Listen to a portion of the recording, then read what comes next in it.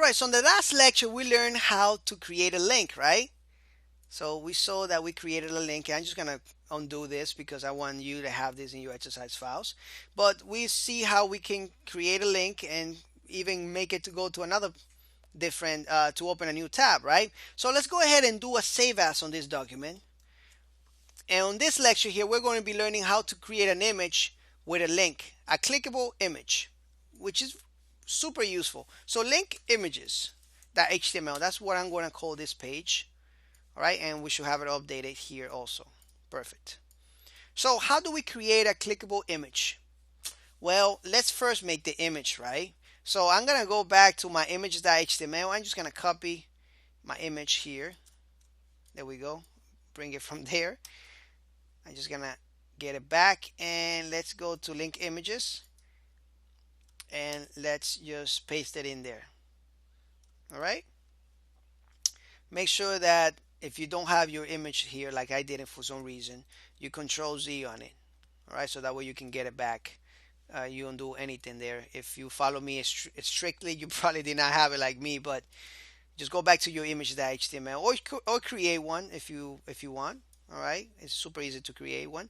Let's go to links underscore images, and we have them here too. So how do we create a clickable image? Well, all we have to do, believe it or not, is wrap this whole image in the tag itself. I'm gonna Control or Command X that and wrap that whole thing in there. There we go. I'm just gonna take that text off, and that's it. This is gonna be a clickable image now. Let's go back to it. Let's refresh, and now if I click on it, look at that. It's gonna go and take me to images.html. I click on it again. Perfect, right? And now, as a matter of fact, you can wrap this link in any tag you want. You want to create an H1, you can go ahead and let's comment this out, and you can create an H1 here, saying something like hello instructor, or student, because I'm saying hello to you, right? As student.